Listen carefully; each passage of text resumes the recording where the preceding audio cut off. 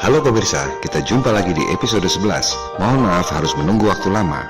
Saya sudah 3 bulan ini tidak tinggal di rumah, camping di akomodasi, karena sedang ada tugas mempersiapkan IPO atau go public sebuah perusahaan. Sehingga, hampir tak ada waktu yang tersisa untuk membuat video. Meski demikian, episode ini berdurasi panjang, 1,5 jam, sehingga sebenarnya sama dengan 2 episode sekaligus. Pada episode 11 ini, kita akan rangkum dan dalami realitas flat earth seperti bulan dan matahari, peta bumi datar, bagaimana matahari terbenam, dan mengapa kadang matahari tampak besar ketika terbenam. Hal ini akan dijelaskan bukan dengan teori dan opini, tapi dengan menggunakan software yang bisa Anda lakukan sendiri di rumah. Kita akan buktikan apakah betul kutub itu siangnya 6 bulan dan malamnya 6 bulan, bagaimana terjadinya pergantian musim di bumi kita yang datar, dan lain-lain, dan lain-lain. Berbagai informasi tentang flat earth ini ditujukan hanya kepada mereka yang merasa bahwa mungkin ada kebohongan yang diterapkan dalam sistem untuk memperkaya segelintir elit dengan memiskinkan umat manusia lain di dunia. Tahukah Anda bahwa Indonesia mendanai elit global, memberi pinjaman pada perusahaan-perusahaan elit dan pemerintahan-pemerintahan asing yang kaya raya sebesar 1.105 triliun, 2 kali lebih besar dari jumlah rupiah yang beredar. Semua data ada di depan mata, tapi Anda tidak menyadarinya. Serial video ini dibuat untuk membangkitkan kesadaran kita semua agar terlepas dari kebohongan dan sistem yang zalim.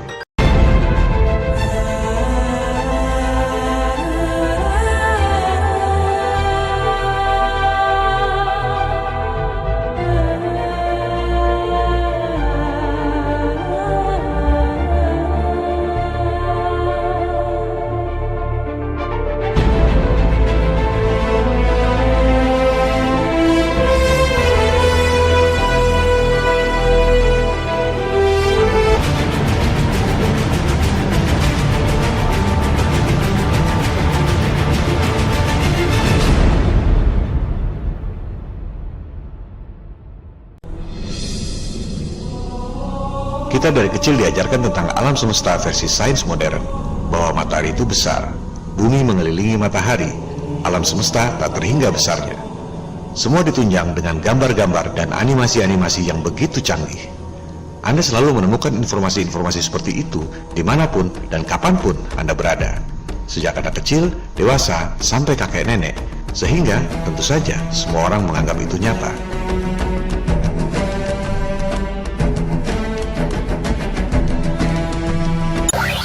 Research has shown that if you're repeatedly exposed to the phrase, the body temperature of a chicken, that's right, the body temperature of a chicken, even if no useful information is given about the body temperature of a chicken, you are more likely to judge as true this statement: the body temperature of a chicken is 34 degrees Celsius.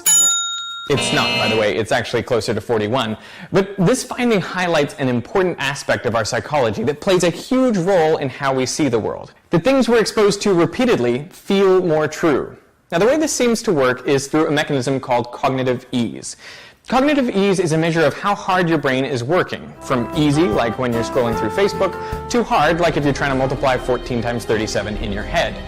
Things that are true generally elicit cognitive ease, like fire is hot, Earth revolves around the sun, dogs have 4 legs, and so on. Not only do these things feel true, they also feel familiar, effortless, and they feel good.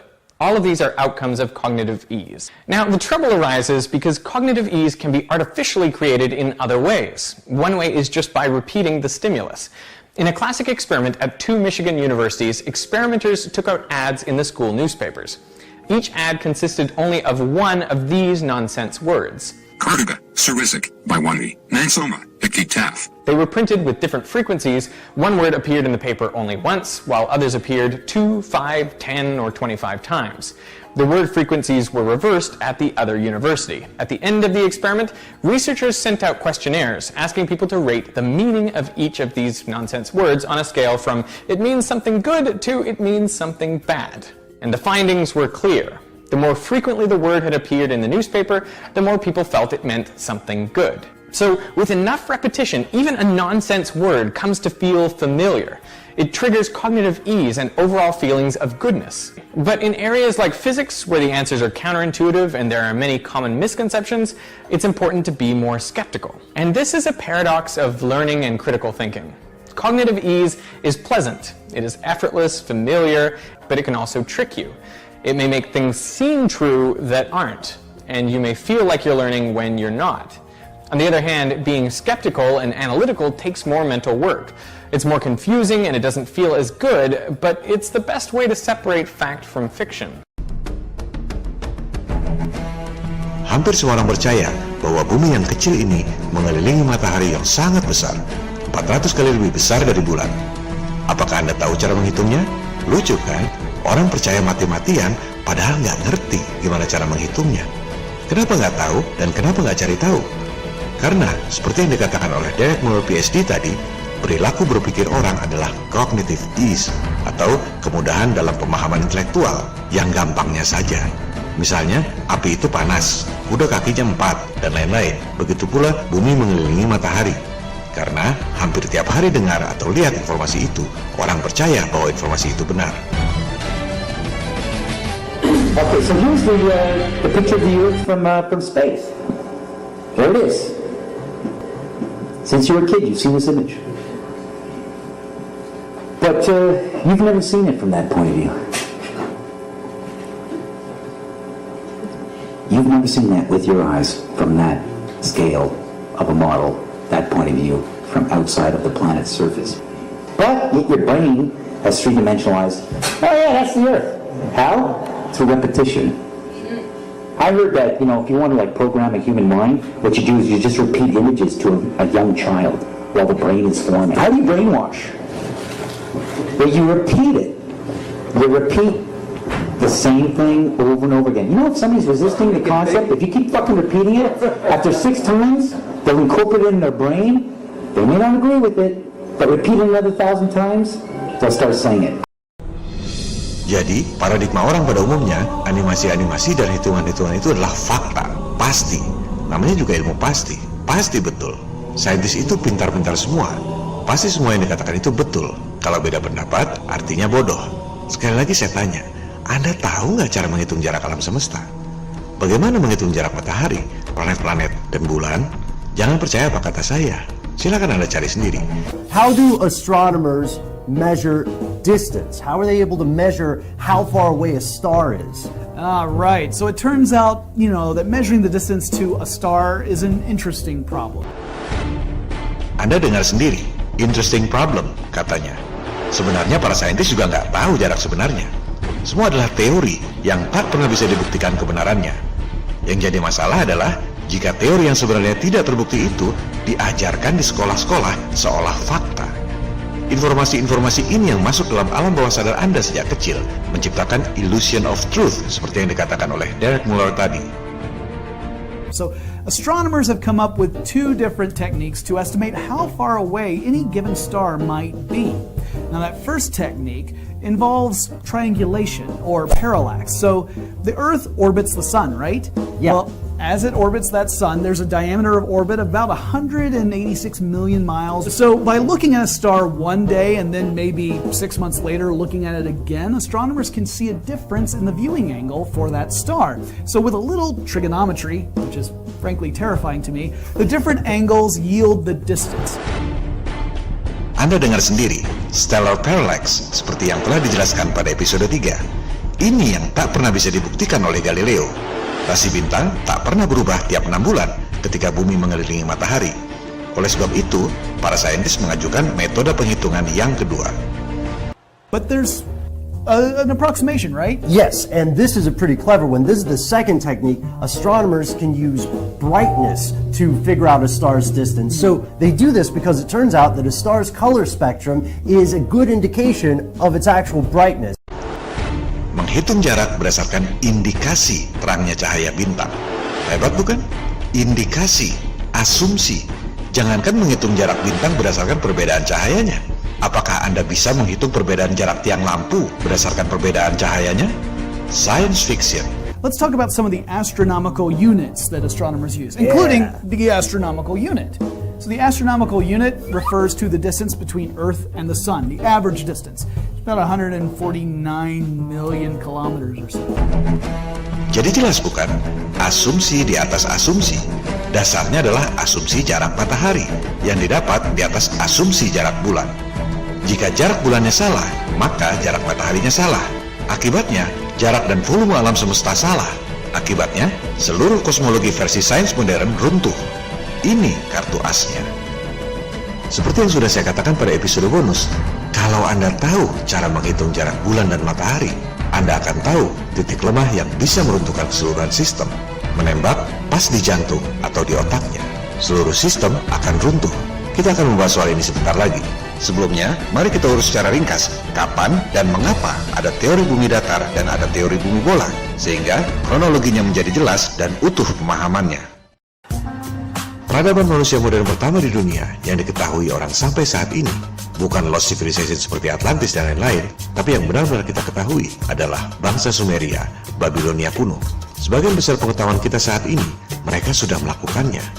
Pengetahuan tentang bercocok tanam, irigasi, astronomi, sistem politik, hukum, dan lain-lain. Matematika mereka disebut heksadesimal. Sangat bagus untuk menghitung angka-angka yang besar sekali dan yang kecil sekali. Abjad mereka disebut cuneiform, berisi 400 abjad huruf, bukan 26 abjad ABCD seperti kita. Bicara soal sains, mereka lah yang membagi lingkaran menjadi 360 derajat. Mereka lah yang menemukan sistem jam dan membagi satu hari menjadi 12 jam siang dan 12 jam malam. Mereka lah yang menemukan siklus Saros, siklus gerhana 18 tahun 11 jam 8 hari yang masih digunakan oleh NASA hingga sekarang. Kita akan bahas soal siklus Saros ini nanti. Yang kita bicarakan di sini adalah peradaban pasca banjir Nuh. Setelah Sumeria dan Babilonia di Mesopotamia atau Irak sekarang, pusat peradaban baru lahir di Mesir kuno. Budaya pagan alias musyrik berkembang pesat di sana. Penyembah dewa matahari, Amon-Ra. Di situ lahir berbagai simbologi, the all-seeing eye, mata Dajjal yang Anda lihat pada cetakan duit dolar. Pertentangan perennial antara kaum pagan dan umat beragama kembali terulang. Sama seperti Nimrod, Fir'aun ingin menjadi Tuhan di dunia. Same old story, tak pernah berubah. Dan sama seperti Nabi Ibrahim, salah seorang keturunannya yang saleh, yakni Nabi Musa, menentang Fir'aun yang ingin menjadi Tuhan di dunia. Setelah dominasi peradaban Mesir kuno menurun, sekitar 2600 tahun lalu, lahir pusat peradaban baru, Yunani kuno. Sejak zaman itu, pengetahuan dikaitkan secara personal dengan orang yang mengemukakan. Maka, kita pun mengenal nama-nama perorangan seperti Pythagoras, Plato, Aristoteles, Archimedes, dan lain-lain. Budaya musyrik penyembah dewa matahari pun berlanjut di situ. Dari zaman Yunani kuno itulah pertama kali lahir teori matahari sebagai pusat alam semesta. Referensi standar seperti Wikipedia menyebut bahwa teori bumi mengelilingi matahari pertama kali dikemukakan oleh seorang Pythagorean, bukan Pythagoras tapi penganut aliran Pythagoras, bernama Philolaus. Alasannya, unsur api lebih kuat dari unsur tanah. Oleh sebab itu, pusat alam semesta pasti matahari, bukan bumi. Jadi alasannya itu sama sekali tidak saintifik. Pada referensi lain lagi, yang juga dimuat di media elit global Wikipedia, sebelum Pythagorean, bahkan ada yang lebih dulu mengemukakan teori heliocentrik, yakni seorang pagan atau musyrik Yunani kuno bernama Martianus Capella.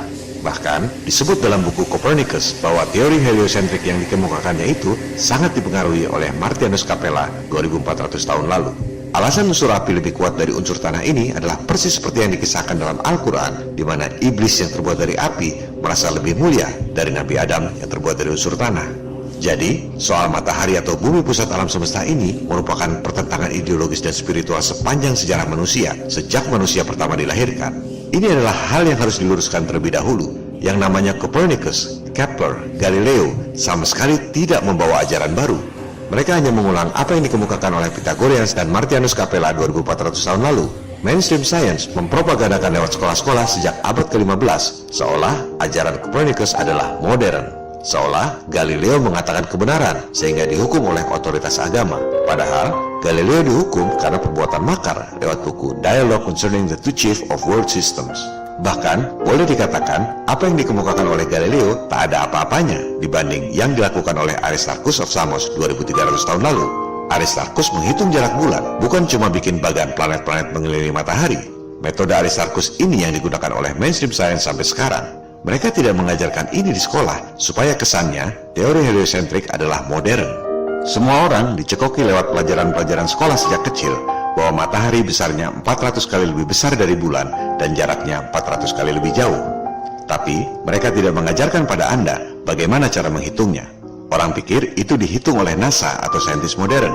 Padahal itu cerita lama, 2300 tahun lalu. Sekarang, mari kita cermati bagaimana Aristarchus dan sains modern menghitung jarak bulan dan matahari. Dari situ, kita akan memperoleh bukti yang tak terbantahkan secara matematis, bukan opini atau fantasi awam. bahwa jarak, diameter, kecepatan bumi, bulan, dan matahari itu adalah salah. Lupakan sejenak soal flat earth. Jangan dulu bertanya soal siang malam bagaimana, pergantian musim bagaimana, meteor bagaimana, dan lain-lain. Pahami dulu kesalahan dan kebohongan dari teori yang ada, baru kemudian berusaha mencari kebenaran. Kalau tidak rusak, buat apa diperbaiki? Silakan Anda riset sendiri bagaimana saintis menghitung jarak bulan dan matahari. Ada banyak penjelasan berikut rumus-rumusnya jika Anda mengerti. Saya berusaha cari penjelasan yang paling mudah dipahami oleh masyarakat awam. Penjelasan ini dibuat oleh kalangan sains pada umumnya berjudul Measuring the Sun and the Moon. Saya akan cuplik tanpa dipotong dan tanpa diterjemahkan dulu untuk mentes seberapa jauh pemahaman kita. Setelah itu, baru akan kita kupas secara detail. Aristarchus estimated the size of the moon using eclipses. The moon takes about 2 minutes to rise above the horizon. This motion is caused by the Earth's rotation, which takes a day to turn 360 degrees, and 2 minutes to rotate the length of the moon. And that means the moon takes up half a degree of the sky. During a lunar eclipse, the moon falls behind the Earth's shadow for at most 3 hours. It moves through Earth's shadow because it's orbiting the Earth. It takes a month to fully orbit the Earth and 3 hours to orbit through Earth's shadow. So the Earth's shadow occupies 1.5 degrees of the sky. This gives us a moon that is a third the size of the Earth. But this is incorrect because the sun is not a point of light, it's an area of light. This means that the sun casts a soft shadow, which is not 1 Earth diameter, but 3/4. With this correction, we get a moon that is a quarter the size of the Earth. We also can find the size of the orbit from the size of the shadow, as 3/4 of an Earth times 360 degrees divided by 1.5 degrees. And that is equal to 2 pi times the distance to the moon, giving us a moon that is 30 Earth diameters away. Mari kita bahas secara detail. Asumsi perhitungan dimulai dari terbitnya bulan di horizon, dari mulai tidak ada sampai bulannya utuh. Disebut lamanya 2 menit. Kemudian, asumsinya bulan terbit disebabkan karena buminya berputar. Jadi, perhitungannya 2 menit dibagi 24 jam kali 60 menit dikali 360 derajat, sama dengan 0,5 derajat. Itu dianggap sebagai 0,5 derajat langit. Stop sampai sini dulu. Taruhlah kita percaya bumi bentuknya bola dan bulan terbit akibat buminya berputar 24 jam. Apakah Anda menangkap kurangnya variabel pada perhitungan tersebut? Coba Anda perhatikan. Rumus itu dibuat dengan memperhitungkan bumi berputar 24 jam. Tapi mereka tidak menghitung bahwa bulannya juga bergerak. Bulannya dianggap diam. Padahal sudah pasti bulannya tidak diam. Ini baru statement awal, sudah kelihatan lubangnya. Kalau pergerakan bulannya dihitung juga, hasilnya pasti beda. Kita lanjutkan dulu. Dasar perhitungan berikutnya adalah ketika terjadi gerhana. Disebut waktunya 3 jam. Dengan asumsi gerhana terjadi karena bulan masuk bayangan bumi. Sehingga perhitungannya adalah 3 jam dibagi 30 hari kali 24 jam dikali 360 derajat sama dengan 1,5 derajat langit. Sekarang kebalik. Pergerakan bulannya dihitung 3 jam dibagi 30 hari. Tapi buminya dianggap diam selama 3 jam. Tidak berotasi 24 jam. Kalau rotasi buminya dihitung, hasilnya beda lagi. Kedua, itu 3 jam apa ya 3 jam, Teng? Bukan 3 jam kurang 2 menit atau 3 jam lebih 5 menit. Ketiga, itu 30 hari pada bulan apa? Kalau bulannya 29 hari, beda lagi, bukan 1,5 derajat. Semua variabel ini akan menimbulkan hasil yang berbeda. Anda lihat, semua itu adalah perhitungan kira-kira. Asumsi di atas asumsi. Kalau cuma teori, ya boleh-boleh saja. Yang jadi masalah adalah NASA tiba-tiba ngaku sudah sampai ke bulan. Padahal perhitungan jaraknya saja baru kira-kira. Kita lanjutkan dulu. Aristarchus dulu menghitung bulan diameternya sepertiga bumi, 0,5 derajat dibagi 1,5 derajat. Ini kemudian dikoreksi oleh saintis modern.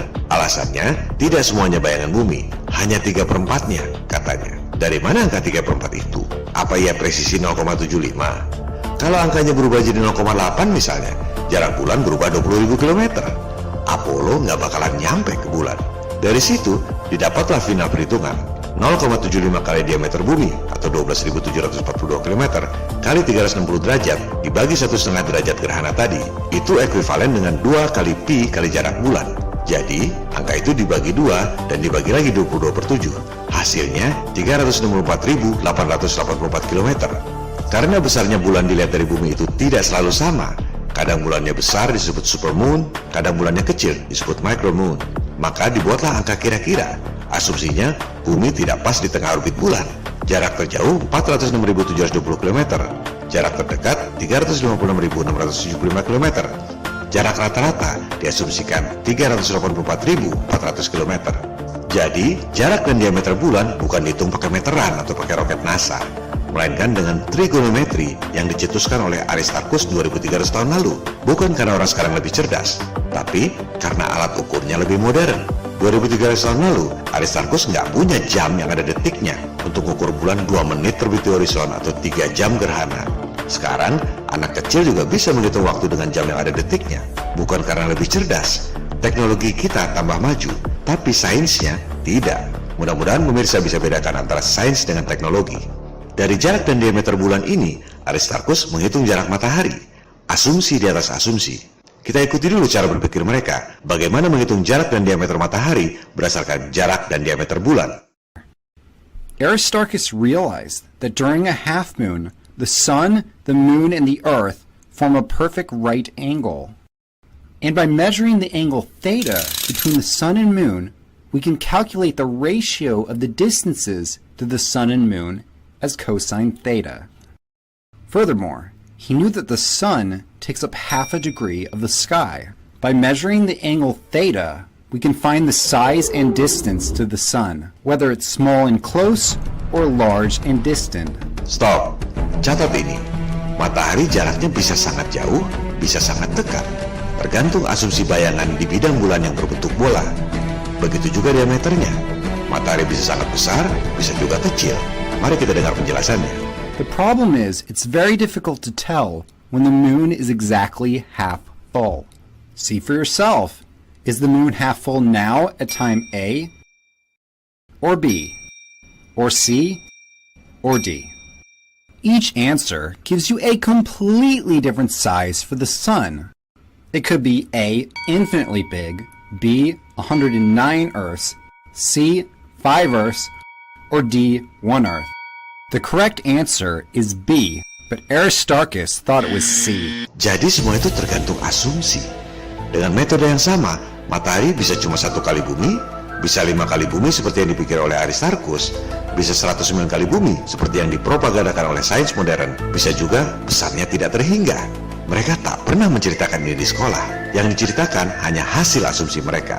Jaraknya sekian, yang dilihat ya animasi-animasi itu. Lupakan dulu soal flat earth, tak perlu mikir bentuk buminya gimana. Kita sadari dulu kebohongan para elit saintis, bagian dari bisnis triliun dolar elit global. Ketika menghitung bulan terbit, mereka menganggap buminya berputar dan bulannya diam. Ketika menghitung gerhana, mereka menganggap bulannya berputar 30 hari, tapi buminya dianggap diam. Kita teruskan dulu asumsi-asumsi mereka. Disebut bahwa bumi berputar dengan kecepatan 1670 km per jam. Anda tahu bagaimana cara menghitungnya? Mudah sekali. Keliling khatulistiwa bumi dianggap 40.075 km. Dibagi saja 24 jam, dapatlah angka 1670 km per jam. Apakah Anda merasa bahwa bumi ini berputar? Pasti tidak. Tapi Anda harus percaya. Kalau nggak percaya, Anda dianggap bodoh. Sadarkah Anda bahwa kecepatan 1670 km per jam menurut teori bumi bola itu hanya di khatulistiwa? Jika Anda berdiri pas di tengah kutub utara, Anda tidak berputar 1670 km per jam, tapi cuma muter 360 derajat di tempat yang sama. Apakah Anda merasa bedanya? Pasti tidak. Tapi Anda harus percaya. Kalau nggak percaya, Anda dianggap bodoh. Disebut bahwa bumi mengelilingi matahari dengan kecepatan 108.000 km per jam. Apakah Anda tahu cara menghitungnya? Gampang saja. Jarak bumi matahari dianggap 149,6 juta kilometer.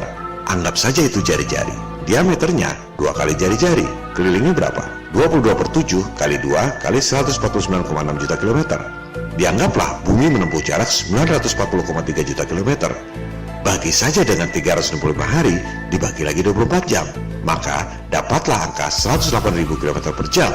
Semua itu hanya rumus matematika di atas kertas, asumsi di atas asumsi. Apakah Anda merasa bahwa bumi bergerak dengan kecepatan 108.000 km per jam? Pasti tidak. Tapi Anda harus percaya. Kalau Anda nggak percaya, Anda dianggap bodoh. Begitu juga dengan kecepatan bulan mengelilingi bumi. Sama saja rumusnya. Jarak bulan bumi dianggap jari-jari. Dikali 2 dapat diameter. Dikali 22/7 dibagi 30 hari. Begitu juga dengan kecepatan orbit matahari. Asumsi di atas asumsi, perhitungan di atas kertas, diajarkan di sekolah seolah-olah fakta. Waktu mengukur kecepatan rotasi bumi, mereka nggak menghitung pergerakan bulan. Ketika menghitung kecepatan bulan mengelilingi bumi, mereka nggak ngitung rotasi bumi. Ini adalah titik sentral yang meruntuhkan segalanya. Semua hitung-hitungan rumus yang dilakukan sendiri-sendiri itu, jika digabung, tak bakal nyambung. Jika Anda menghitung jarak, diameter, dan kecepatan bumi, bulan, matahari, dibuatkan model sesuai skala, tak bakal ada siklus gerhana. One thing you haven't seen in a textbook, however, is the real scale distance between the Earth and the Moon. So now you see the true scale of the solar system and can understand the rarity of total solar eclipses. Jika orang mengerti skala, pasti heran bisa ada gerhana. Demikian kata Profesor Paul Doherty, PhD dari MIT. Itu pun Profesor Doherty baru bingung soal diameter dan jaraknya. Belum menghitung kecepatan dan sudutnya. Lebih mustahil lagi. Matt Parker adalah pembicara paling terkemuka pada London Mathematical Society. Hanya ada satu orang yang dijuluki the most popular lecturer pada komunitas tersebut. Sangat prestisius. Matt sangat cerdas dan artikulatif. And so I'm going to show you the mathematics behind how we can predict when they're going to happen. Unfortunately, it's not that simple. Ia pun tak dapat menghitung siklus gerhana jika menggunakan angka-angka sains konvensional yang dipropagandakan di sekolah itu. It is a wonder we have eclipses at all. Tapi ia tidak terpikir bahwa angka-angka itu memang salah semua. Dalam 500 tahun terakhir, orang percaya bahwa bumi bola mengelilingi matahari lewat pelajaran sekolah dan berbagai animasi canggih. Padahal gak tahu gimana cara ngitungnya. Karena perilaku rata-rata orang adalah seperti itu. Yang gampangnya saja, cognitive ease. It may make things seem true that aren't, and you may feel like you're learning when you're not. Jika semua orang tahu bagaimana cara menghitung jarak dan diameter bulan dan matahari 2300 tahun lalu, maka kebohongan akan terbongkar. Banyak yang bertanya, apa yang harus kita lakukan untuk melawan elit global? Menurut saya, inilah yang harus kita lakukan. Ini adalah satu dari 3 gugatan people power yang akan dijabarkan dalam episode Realitas Flat Earth ini. Jika ada yang ingin berdebat soal Flat Earth, tak perlu diladeni. Kembalikan pada ketiga fokus gugatan ini. Ajak semua profesor, doktor, dan akademisi untuk memverifikasi dogma bulan dan matahari yang selama ini diajarkan di sekolah. My sons were better men. Ingat, bukan berdebat dengan awam, juga bukan untuk minta rubah pelajaran, tapi mengajak para akademisi secara informal untuk membuktikan bahwa jarak, diameter, kecepatan bumi, bulan, dan matahari itu salah. Dari sini, kebohongan terbongkar yang berdampak pada snowball effect, runtuhnya kredibilitas elit global.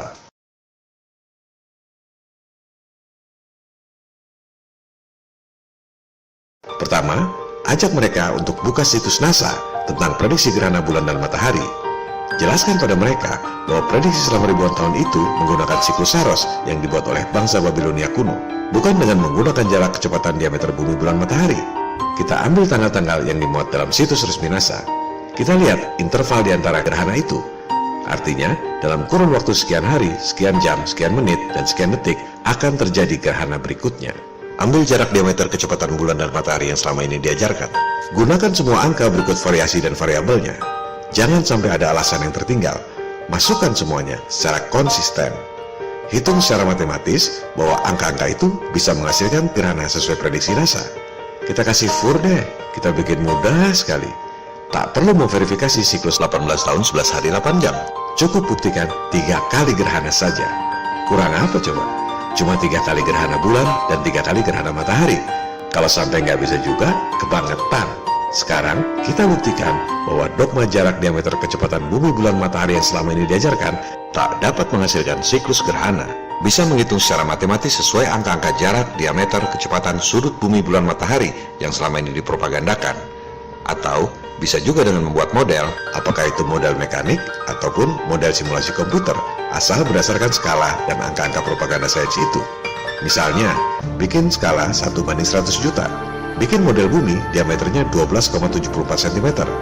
Model bulan, diameternya 3,47 cm. Model matahari, diameternya 13,9 meter.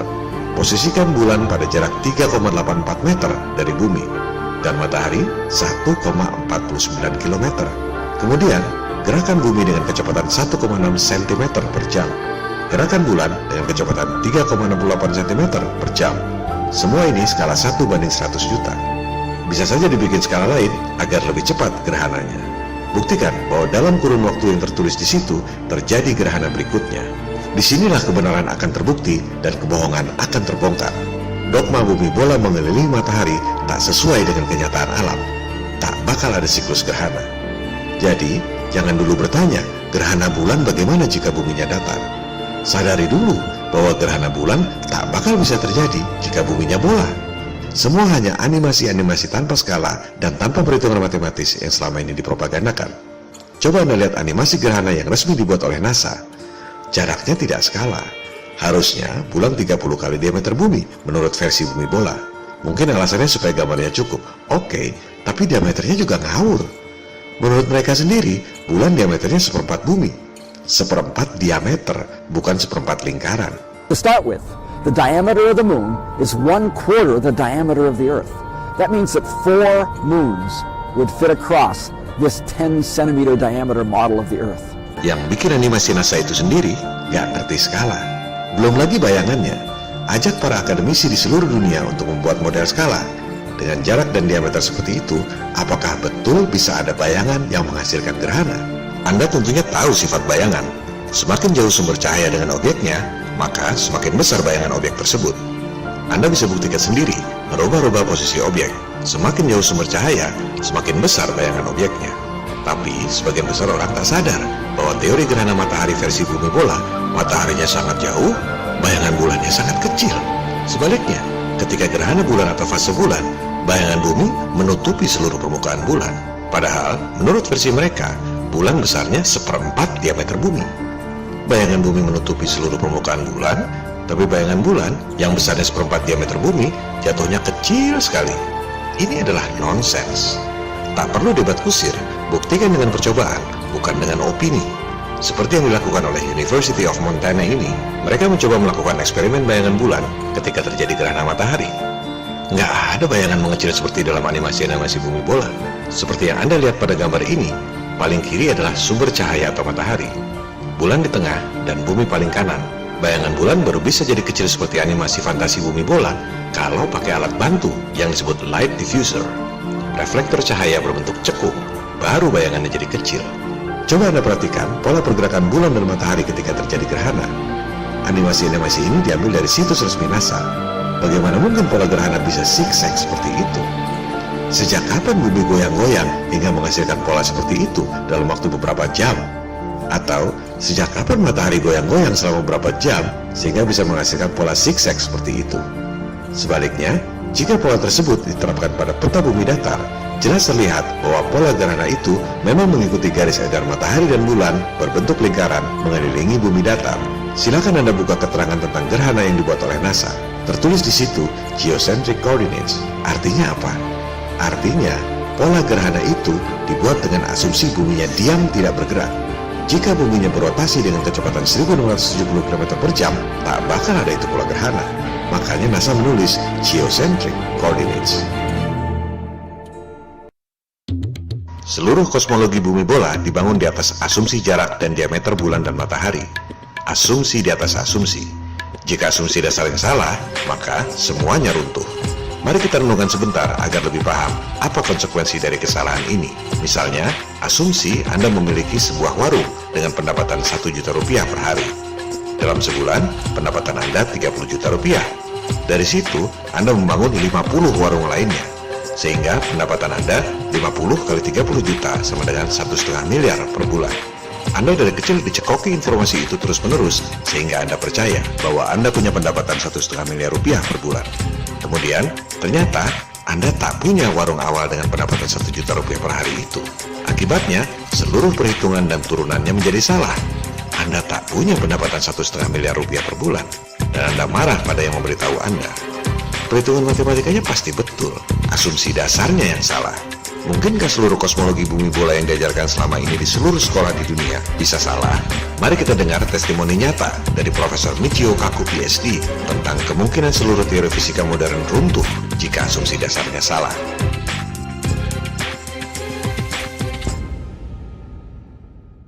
Many physicists had a heart attack when we got news from Geneva, Switzerland, that Einstein might be wrong. all hell broke loose in the physics community. Every physicist I know is taking a position on this hot topic because relativity is the foundation of modern physics. This is a disaster. It means that the foundations of modern physics have to be called into question. Not to mention that we'll have to recalibrate everything. The age of the universe, the age of stars, the distance to the stars, the basic structure of modern electronics has to be changed, the GPS, nuclear weapons, all of that would have to be recalibrated and rethought through if Einstein's theory of relativity is wrong. Apalagi jika banyak orang sadar bahwa jarak diameter kecepatan bumi bulan matahari adalah salah total. Runtuhlah seluruh kosmologi bumi bola dan hancurlah kredibilitas NASA dan elit global. Banyak yang sudah mencoba menghitung siklus gerhana dengan menggunakan jarak kecepatan diameter bulan matahari. Memang gak nyambung. Atau penelitian akademis ini menghitung siklus Saros dengan menggunakan rumus gravitasi Newton. Terbukti gak nyambung. Yang diperlukan adalah pembuktian dan pengkajian seperti ini.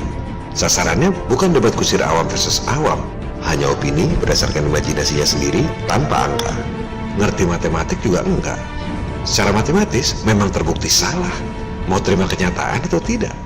Setelah sadar betul bahwa ketiga gugatan itu berarti teori bumi bola runtuh, bahwa heliosentrik dan program angkasa luar adalah bohong, barulah kita mencari tahu. Jadi sebenarnya gimana? Soal jarak dan diameter matahari misalnya. Apakah yang dilakukan oleh Aristarchus itu adalah satu-satunya cara untuk mengukur jarak matahari? Tentu tidak. Coba Anda cermati. Aristarchus mengukur bayangan yang disebabkan oleh sinar matahari. Dia berasumsi yang ada di bulan itu adalah bayangan bumi. Apakah bumi adalah satu-satunya benda yang punya bayangan jika kena sinar matahari? Tentu saja tidak. Semua benda punya bayangan, dan bayangan itu bisa digunakan untuk penghitungan jarak dan diameter matahari. Semua akademisi MIPA pasti tahu ini. Ini adalah ilmu pasti. Jika bayangan di bulan itu betul bayangan bumi, maka hasilnya pasti sama. Yang tercatat pertama kali mengukur jarak dan diameter matahari berdasarkan bayangan yang ada di bumi adalah Dr. Samuel Rowbotham di Inggris. Hasilnya, matahari jaraknya sekitar 5.000 km dan diameternya sekitar 50 km. Ini adalah matematika trigonometri biasa-biasa saja. 2150 tahun lebih modern dari Aristarchus. Dengan maraknya kesadaran Flat Earth, banyak yang melakukan verifikasi jarak matahari. Misalnya Dr. Zach, Mr. Thrive and Survive, dan lain-lain.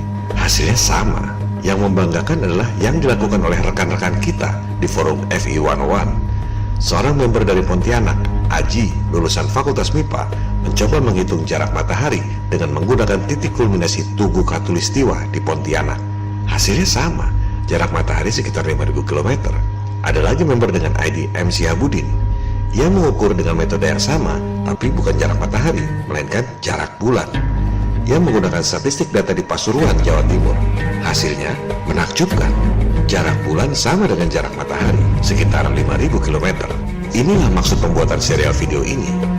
Gulirkan 3 gugatan Flat Earth pada komunitas akademisi, agama, dan politik. Sebab informasi-informasi seperti ini hanya bisa dimengerti oleh orang-orang yang intelektualitasnya cukup. Ada seorang profesor doktor dari Institusi Antariksa Nasional yang mengatakan, matahari suhunya 6.000 derajat Celcius. Kalau jaraknya 5.000 km, buminya pasti hangus. Well, yang hitung matahari panasnya 6.000 derajat itu siapa? Ada yang pernah datang ke matahari dengan membawa termometer untuk tahu bahwa suhunya memang betul 6.000 derajat Celcius? Tentu saja tidak. Itu adalah asumsi di atas asumsi. Karena di bumi panasnya sekian, maka jika jaraknya 150 juta kilometer, matahari suhunya 6.000 derajat. Kalau asumsi jaraknya beda, maka suhunya beda lagi. Sebaliknya, kembalikan pada fokus gugatan nomor 1. Mau terima kenyataan atau tidak bahwa dogma jarak kecepatan diameter bumi bulan matahari selama ini salah total? Secara matematis, buat ngitung 3 kali gerhana saja nggak bakal bisa. Teori bumi bola mengelilingi matahari diajarkan di sekolah-sekolah sejak abad ke-15. Anda bayangkan, 200 tahun sebelum Newton lahir. Teori gravitasi pun belum ada. Ketika itu, tak ada yang bisa jawab kenapa orang tidak jatuh jika buminya bola. Tapi, karena diajarkan di sekolah pada anak-anak kecil, mayoritas orang percaya saja, walaupun sebenarnya nggak ngerti. Jadi, teori bumi bola diajarkan di sekolah sejak abad 15 itu bukan karena terbukti benar. Juga bukan karena menang debat dengan teori bumi datar. Bukan karena berhasil meyakinkan orang di seluruh dunia bahwa bumi bentuknya bola. melainkan karena fait accompli dimasukkan dalam pelajaran-pelajaran sekolah. Mengapa teori bumi bola bisa diajarkan di sekolah pada abad ke-15? Di episode ke-7 telah dijelaskan sekte penyembah iblis Knights Templar diburu oleh Raja Perancis dan Pausnya sendiri di abad ke-14. Mereka menggalang kekuatan di Skotlandia dan berkembang di Inggris. Ada dendam sejarah yang sangat dalam. Mereka bertujuan menjatuhkan negara-negara dan agama-agama. Karena pengaruh yang sangat kuat di kerajaan Inggris dan Skotlandia inilah, maka diajarkan teori bumi bola di sekolah pada abad ke-15. Kekuatan lobi tingkat atas. Coba perhatikan filosofi iblis berkedok sains modern. Matahari besar, alam semesta maha luas. Bumi adalah sebutir debu. Anda cuma debu dalam debu. Anda tidak unik. Anda tidak berdaya di galaksi mati yang tak bertuhan. Inilah strategi yang dilakukan secara sistematis dalam 500 tahun terakhir. Menjauhkan Anda dari ketuhanan, memecah belah umat beragama agar mudah ditundukkan oleh segelintir elit penyembah iblis yang berkolaborasi dengan kaum ateis. And tonight I want to emphasize that 500 years of science have demonstrated that God, that vague notion, is not likely. It's irrational to believe in God. Coba Anda rileks dan renungkan sebentar. Jika ada orang mengatakan ia melihat semut 1 cm pas menutupi gajah 4 meter berulang-ulang lewat tiap tahun, apakah Anda percaya? Semut 1 cm pas menutupi gajah 4 meter lewat depan mata secara teratur tiap tahun. Anda percaya atau tidak? Kok Anda percaya matahari 400 kali lebih besar dari bulan? Atau Anda ambil bola gundu 1 cm dan bola raksasa 4 meter. Anda lempar, tendang, tembak dengan meriam atau dengan cara apa saja, sehingga gundu 1 cm itu pas menutupi bola raksasa 4 meter. Silakan Anda coba ribuan, jutaan, triliunan kali. Jika Anda mampu melakukannya, saya hapus semua video-video ini. Itulah kemustahilan gerhana matahari versi heliosentrik. Sebaliknya, jika mereka berkata, buktikan bahwa ada dua benda alam, besarnya bisa persis sama. Ya memang nggak mungkin kalau nggak ada yang membuatnya. Matahari dan bulan adalah dua energi yang bertolak belakang, yin dan yang, intelligent design. Inilah tanda-tanda bagi orang-orang yang berpikir. Jika Anda melihat sebuah gelas, secara logis Anda akan tahu bahwa pasti ada yang membuat gelas itu. Meskipun Anda tak pernah melihat siapa yang membuat dan tak bisa membuktikan kapan dan bagaimana gelas itu dibuat. Begitu pula halnya dengan alam semesta, bulan dan matahari misalnya. Dua benda langit yang besarnya sama, tapi sifatnya bertolak belakang. Yang satu datangnya siang, yang satu datangnya malam. Matahari sinarnya panas, bulan sinarnya dingin. Divine balance energy, intelligent design. Pasti ada yang membuatnya, Tuhan yang maha kuasa. Hal ini yang tak diinginkan oleh kaum penyembah iblis yang berkolaborasi dengan kaum ateis. Alam semesta adalah random. Anda hanyalah kecelakaan kosmik yang tak punya tujuan dalam hidup. Dogma-dogma ini terus didengungkan pada komunitas sains. Sampai-sampai dalam film anak-anak Superman vs Batman pun, Neil deGrasse Tyson masih sempat mempropagandakannya. You go back to Copernicus, where he restored the sun in the center of the known universe, displacing Earth. And you get to Darwinian evolution, and you find out we're not special on this Earth, we're just one among other life forms. And now we learn that we're not even special in the entire universe because there is Superman. Matahari itu kecil. Coba Anda perhatikan teleskop NASA yang disebut SOHO. Sering ada benda langit menabrak matahari. Jika mataharinya 109 kali bumi, itu benda yang nabrak sebesar apa? Jauh lebih besar dari bumi. Bagaimana mungkin bumi yang katanya kurang dari 1% matahari itu tidak berasa? Ada banyak anomali dalam rekaman teleskop SOHO NASA itu. Mereka tayangkan live. Begitu ada anomali, biasanya rekaman langsung diedit. Tapi ketika ditayangkan live, kebetulan ada yang sempat merekamnya.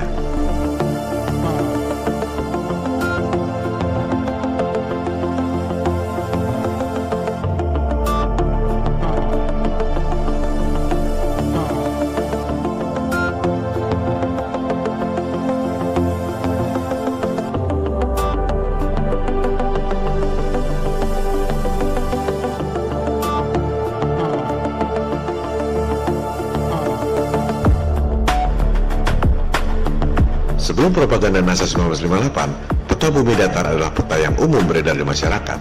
Misalnya, peta Flat Earth tahun 1892 yang ada di Boston Public Library. Di situ tertulis as it is, artinya sesuai kenyataan. Tertulis juga di situ, scientifically and practically correct, artinya benar secara saintifik maupun praktek di lapangan. Kemudian petanya, ini bukan satu-satunya peta bumi datar. Ada banyak peta-peta seperti itu, termasuk peta kuno berusia 500 tahun ini, atau peta kuno berusia 1000 tahun yang ditemukan di kuil di Jepang dan disimpan di Library of Congress. Sebelum berdirinya NASA 1958, peta-peta bumi datar memang masih umum digunakan. PBB didirikan tahun 1945 masih menggunakan peta bumi datar. Wawancara Admiral Byrd tahun 1956 sebelum misi Operation Deep Freeze ke Antartika juga menggunakan peta bumi datar. Hal yang sangat ironis, Admiral Byrd pergi ke Antartika, tapi petanya bumi datar yang tak ada benua Antartikanya. Ruang kerja rahasia Presiden Kennedy yang ditembak tahun 1963 juga menggunakan peta bumi datar.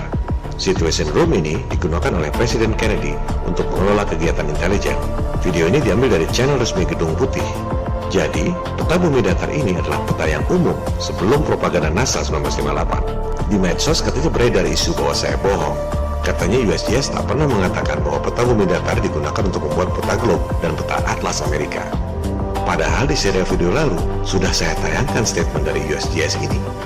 Kalau sudah jelas-jelas ditayangkan begini masih nggak ngerti juga, suruh beli kamus dan baca sendiri sampai ngerti. Saya nggak merasa perlu untuk menerjemahkan. Dari penjelasan di peta inilah kemudian dibuatkan berbagai animasi yang banyak tersebar di YouTube. Animasi-animasi ini adalah partisipasi masyarakat, tanpa dana riset, people power. Tak ada yang mengklaim bahwa model yang mereka buat itu adalah yang paling benar. Rakyat meluangkan waktu untuk membuat animasi-animasi itu karena sudah mesti tidak percaya pada teori heliocentrik yang dipropagandakan oleh elit global.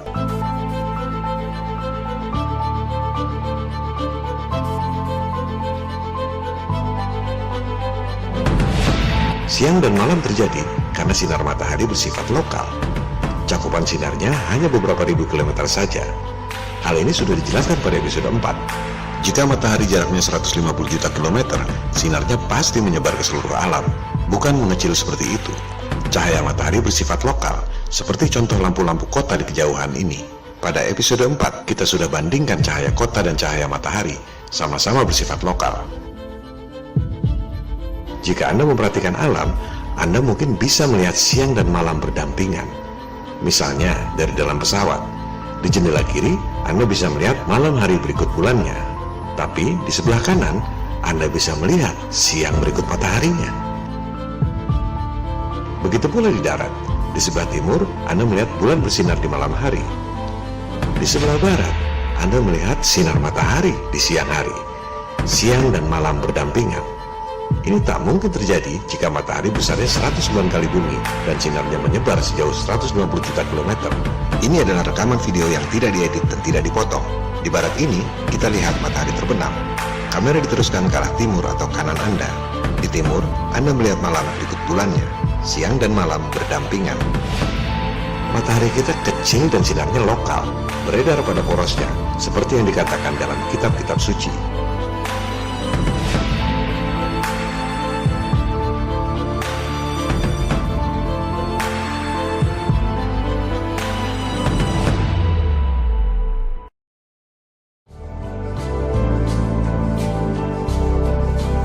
Yang juga sering ditanyakan adalah bagaimana matahari terbenam jika buminya datar.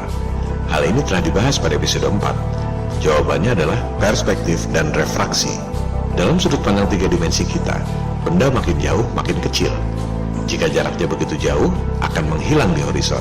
Juga bisa dilihat pada eksperimen nyata ini. Di bidang rumput yang datar pun benda kelihatan tenggelam. Bukan karena lapangan rumputnya berbentuk bola, melainkan karena perspektif.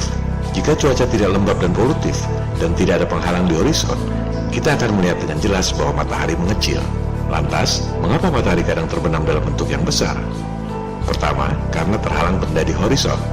Misalnya ini, matahari menghilang karena terhalang dataran tinggi di horizon. Atau yang ini, matahari menghilang karena terhalang awan di horizon.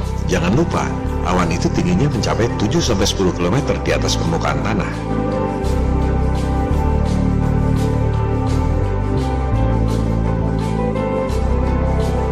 Eksperimen swadaya masyarakat ini mencoba menjelaskannya. Kamera ditaruh sejajar dengan lampu, ibarat matahari dengan ketinggian 5.000 km. Perspektifnya menjadi seperti ini. Jika kamera ditaruh di permukaan meja, analogi permukaan bumi datar, maka lampu seolah menghilang tertutup penghalang.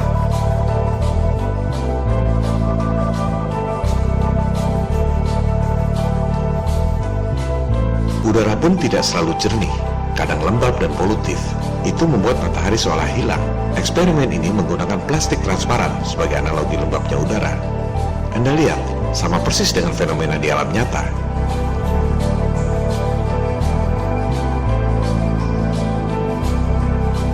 Sementara, dalam tayangan ISS palsu NASA, Anda lihat betapa palsunya matahari ini terbenam. CGI, tak ada di alam nyata. Kebanyakan udara memang tidak jernih, lembab dan polutif. Jangankan matahari yang jauhnya 5.000 km, kapal di laut yang jaraknya hanya beberapa belas kilometer saja juga hilang tertutup kelembaban udara. Jika udaranya kering seperti gurun, Anda akan melihat matahari mengecil ketika terbenam dan matahari membesar ketika terbit. Banyak opini-opini simpang siur yang mengatakan bahwa matahari tidak berubah besarnya ketika di atas ubun-ubun sampai terbenam. Sebaiknya perhatikan baik-baik. Matahari mengecil atau tidak?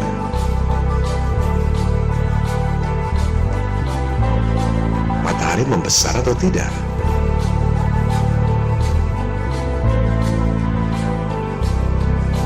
Atau kita gunakan model perbandingan 3 dimensi.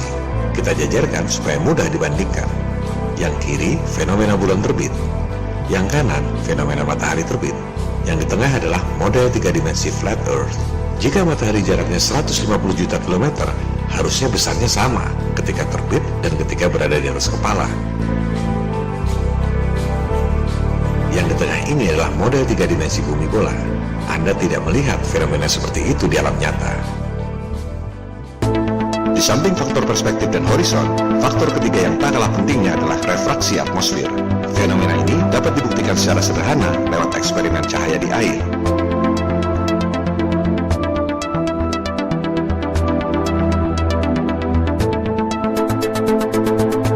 Jadi, matahari yang kita lihat itu bukan posisi yang sesungguhnya, melainkan sudah terefraksi oleh atmosfer. Itu yang membuat matahari kadang tampak besar ketika terbenam. Sebenarnya posisi matahari masih di atasnya. Ini bisa dibuktikan dengan menggunakan data-data lapisan atmosfer, perhitungan matematika yang konsisten yang dituangkan dalam software komputer. Beberapa peneliti Flat Earth, yaitu Dr. Zach dan Steve Torrance, yang memiliki software Flat Earth, memasukkan faktor refraksi atmosfer ke dalam software itu. Steve mengambil data lapisan-lapisan atmosfer dari kalangan sains dan memasukkannya ke dalam model software. And suddenly the magic happened and everything started to make perfect sense. And when I say everything, I mean everything. The sun started to rise and set, and it started to match reality more than the globe model does. Software Steve Torrance ini memang luar biasa. Bukan cuma memasukkan lapisan-lapisan atmosfer sesuai data sains, tapi juga bisa mengkomputasi efek dari lapisan-lapisan itu terhadap cahaya matahari. Steve dan Dr. Zach kemudian membuat perbandingan antara model Flat Earth, Globe Earth, dan time-lapse real matahari. Hasilnya sangat mencengangkan. Jika Anda jajarkan ketiga video itu, Anda tak akan tahu yang mana model Flat Earth. Researcher swadaya masyarakat seperti Dr. Zach dan Steve Torrance membuktikan secara saintifik bahwa matahari terbit dan terbenam pada Flat Earth akibat refraksi atmosfer, di samping akibat perspektif dan horizon.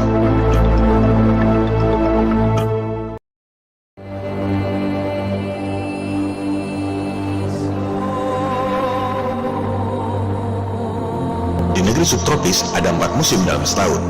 Bagaimana ini bisa terjadi? Kita kembali pada peta Flat Earth yang disimpan di Boston Public Library. Ini bukan hanya peta, melainkan semacam katalog yang berisi banyak informasi penting. Pertama, Anda perhatikan angka di sekeliling peta. Bumi adalah sebuah jam, 12 jam siang dan 12 jam malam. Matahari dan bulan beredar pada porosnya, seperti jarum panjang dan jarum pendek pada jam. Setiap tempat yang terletak persis di bawah matahari adalah jam 12 siang. Oleh sebab itu, daerah-daerah di muka bumi mengalami perbedaan waktu.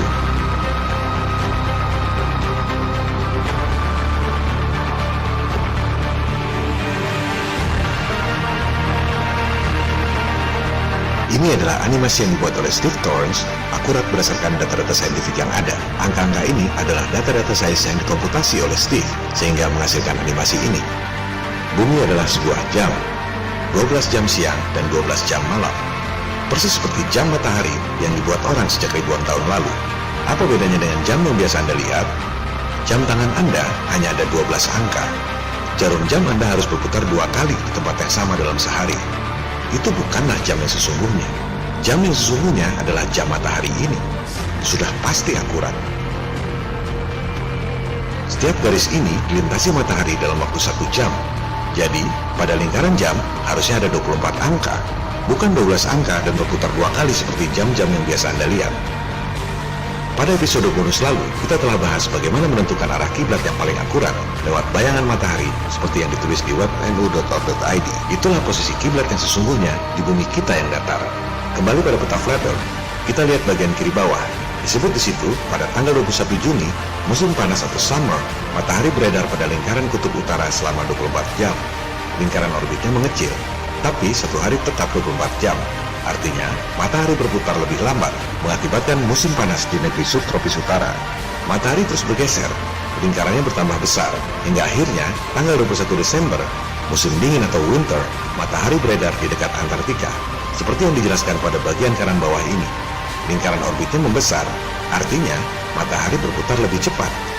Di bulan Desember itu, daerah subtropis utara mengalami musim dingin dan di daerah subtropis selatan seperti Australia dan New Zealand mengalami musim panas.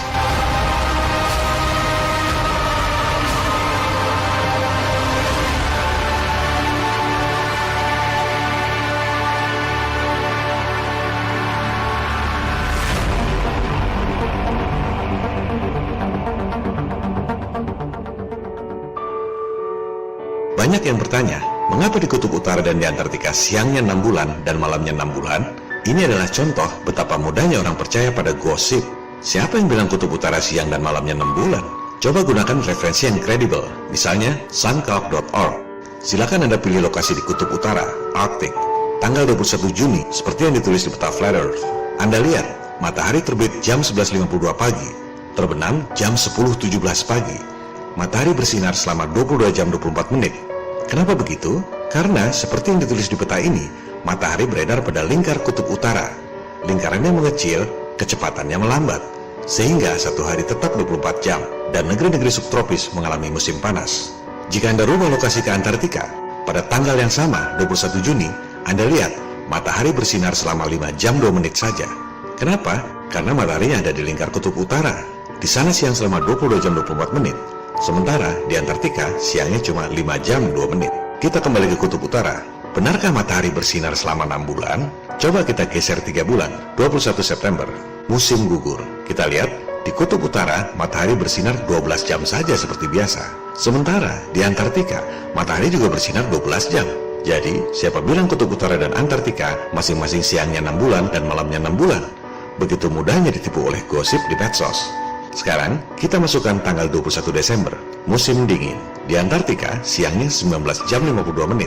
Sementara, di kutub utara, siangnya hanya 3 jam 23 menit. Kenapa?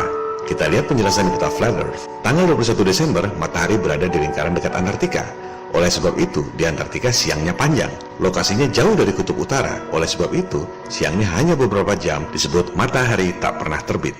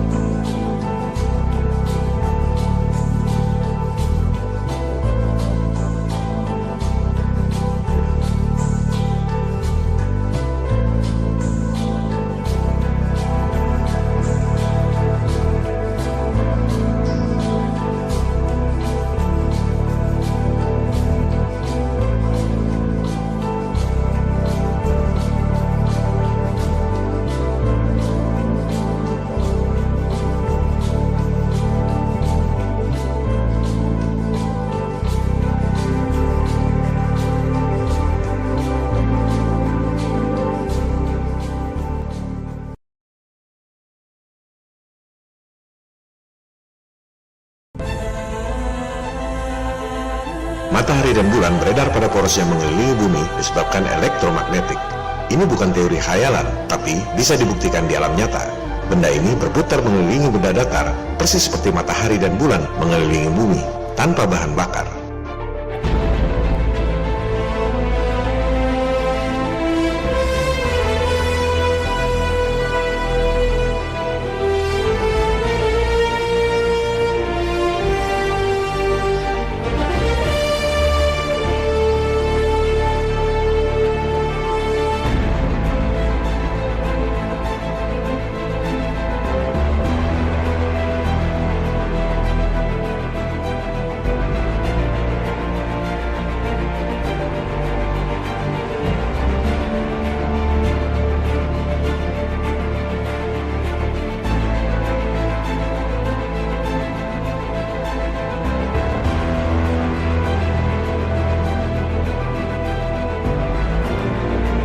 Bumi kita adalah sumber energi yang dahsyat. Nikola Tesla mampu menciptakan berbagai teknologi seperti pembangkit listrik tenaga air pertama di dunia, Niagara Falls, bola lampu plasma, listrik tanpa kabel yang bukan cuma untuk ruangan, tapi juga bisa untuk menjalankan kendaraan tanpa bensin, dan lain-lain, karena Tesla berpikir bahwa bumi adalah sumber energi yang dahsyat. Inspirasi teman-teman Tesla yang dahsyat itu adalah kekuatan alam, elektromagnetik. Oleh sebab itulah Tesla mengatakan, matahari dan bulan digerakkan secara wireless lewat medan elektromagnetik. Sebuah benda berputar mengelilingi benda lain secara alami hanya bisa terjadi akibat kekuatan elektromagnetik. Kita sudah membahas tentang atom pada episode 3. Proton dan elektron mengelilingi inti atom akibat elektromagnetik. Tak ada gravitasi di alam nyata. Teori gravitasi hanya ada dalam gambar-gambar imajiner. Tak perlu berdebat panjang lebar. Buktikan lewat eksperimen. Ini yang namanya metode saintifik. Bukan dengan debat kusir, tapi dengan pengukuran dan eksperimen. Coba buktikan ada benda muter-muter keliling akibat gaya yang namanya gravitasi. Buktikan sendiri. Lantas bilangnya, oh gravitasi baru ada kalau bendanya besar seperti planet. Yaitu namanya teori yang tak pernah bisa dibuktikan. Mereka menghujat ketuhanan. Dibilangnya Tuhan tidak ada karena tak bisa dibuktikan secara nyata. God, that vague notion, is not likely. It's irrational to believe in God. Lantas gravitasi itu apa? Buktinya nggak ada benda muter keliling seperti itu. Tapi orang harus percaya, gravitasi dan juga Big Bang adalah Tuhan palsu sains modern.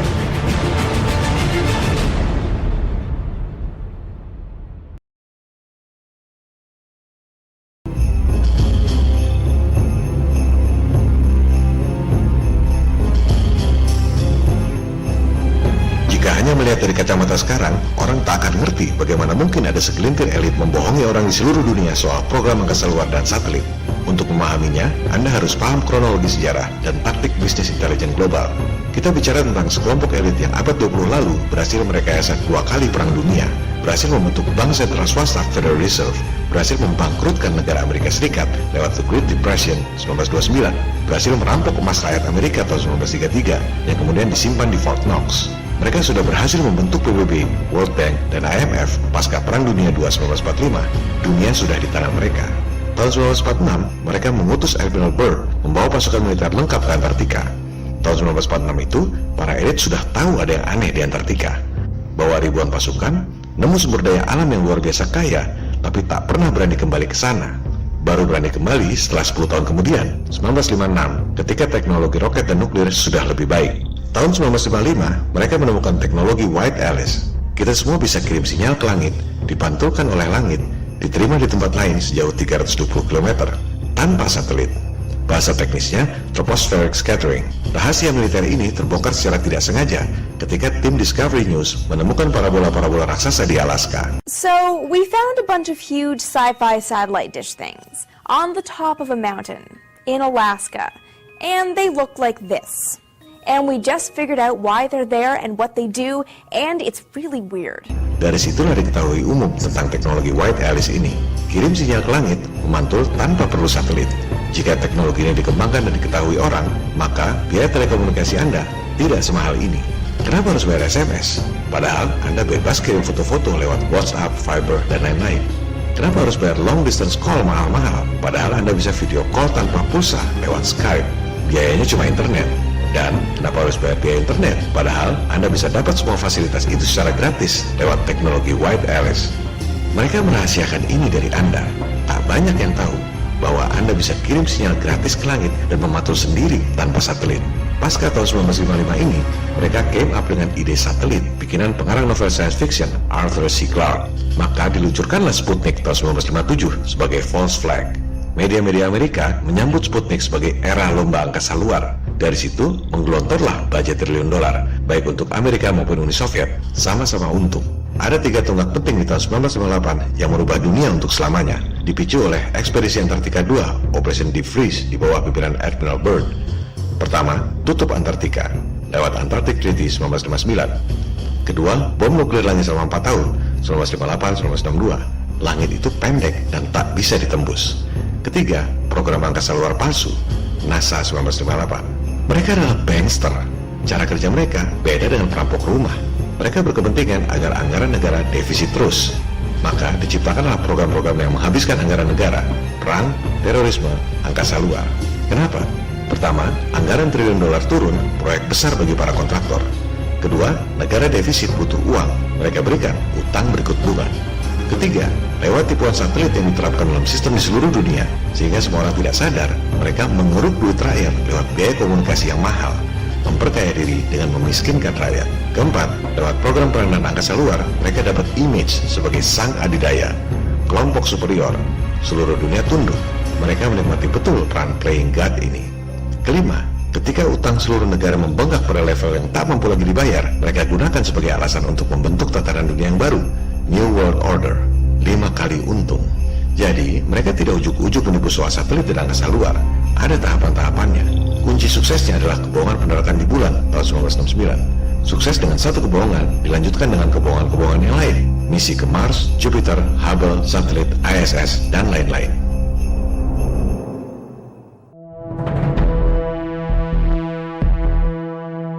Perdebatan mengenai betul atau tidaknya manusia pernah mendarat di bulan sudah berlangsung selama hampir 50 tahun.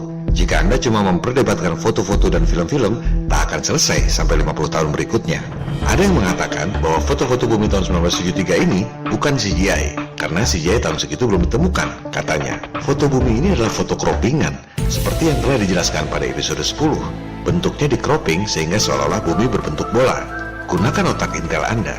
Kalau itu foto croppingan, foto aslinya diambil dari mana? Yang dilakukan oleh NASA jauh lebih serius dari sekedar croppingan foto.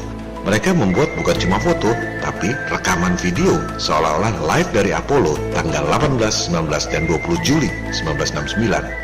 Ini adalah tayangan live pada tanggal-tanggal tersebut. Mereka terbang pada low Earth orbit, tak sampai 73 km. Mereka merekam video bumi dari jendela pesawat yang berbentuk lingkaran, sehingga jendela yang berbentuk lingkaran itu seolah-olah diameter bumi. Dan bidang di sekeliling jendela yang sengaja dibuat gelap seolah-olah adalah kegelapan angkasa luar. Ini adalah suara asli Buzz Aldrin yang menutup jendela-jendela pesawat yang lain agar sinar matahari tidak masuk untuk memberikan efek gelap. Well, we shut out the sun coming in some of the other windows into the spacecraft, so it's looking through the number 1 window and there isn't any reflected light. Anda lihat di ujung-ujung bawah ini, kelihatan pantulan ketebalan kaca jendela pesawat. Yang ini sudah lebih sempurna. Mereka tambahkan bidang penutup di sebelah kanan itu, seolah-olah bayangan malam pada bumi.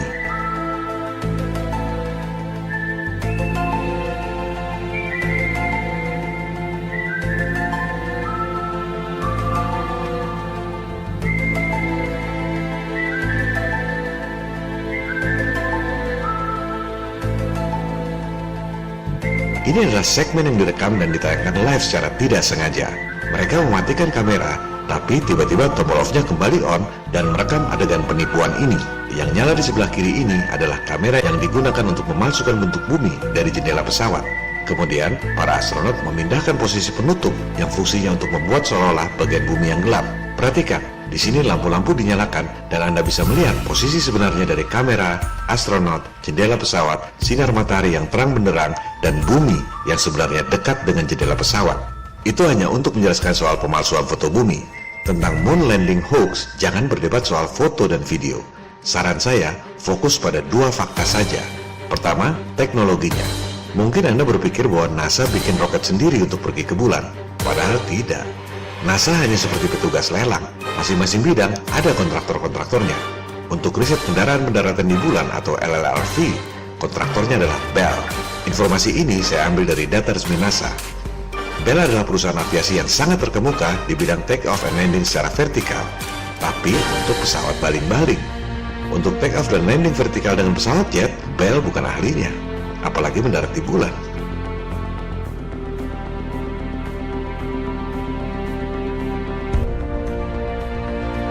Yang terjun payung ini adalah Neil Armstrong.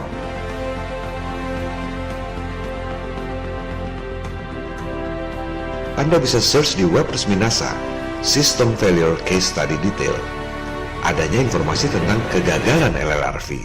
Ini keterangan tentang Neil Armstrong terjun payung. Atau yang ini, LLRV meledak 7 bulan sebelum Apollo diluncurkan. Bahkan yang ini, tahun 1971, LLRV masih meledak juga di bumi. Boro-boro mendarat di bulan. Ini 2 tahun setelah Apollo 11 tahun 1969. NASA tidak secanggih itu. Modalnya cuma propaganda di televisi, seolah-olah sudah mendarat.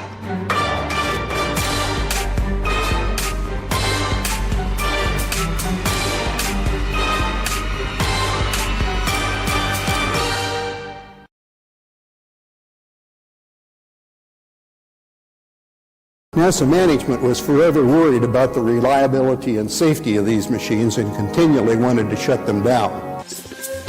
Perlu diketahui, ada yang namanya LLRV yang digunakan untuk research, ada LLTV yang digunakan untuk training, dan ada LEM atau Lunar Module yang katanya digunakan untuk mendarat di bulan.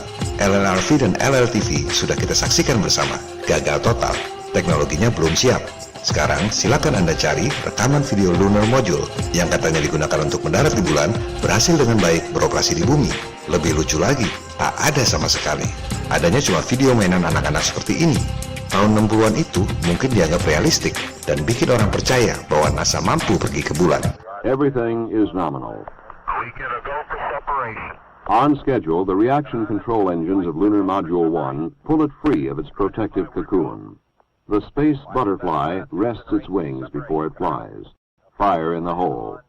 Let's suppose that we're descending using the descent engine and suddenly we discover some fault in the descent or the ascent state for that matter.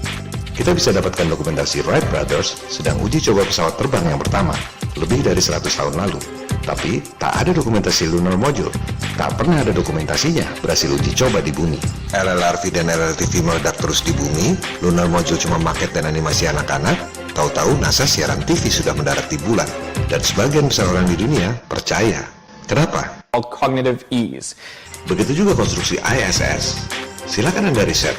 Nggak ada konstruksi beneran. Adanya cuma konstruksi CGI.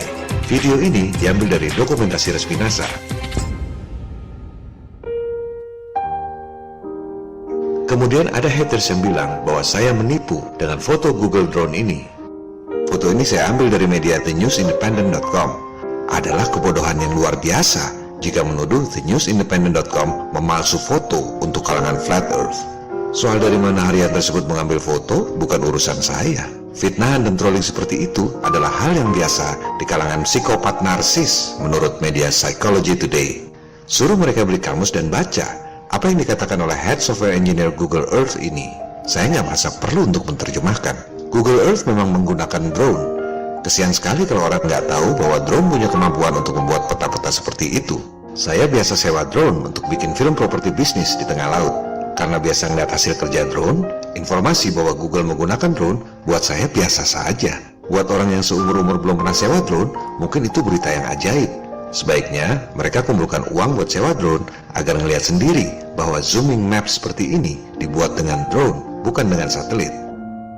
Google bukan cuma pakai drone, tapi belakangan ini justru beli perusahaan drone. Makanya para trolls jangan cuma baca gosip berbahasa lokal di medsos supaya ngerti apa yang terjadi dalam bisnis internasional.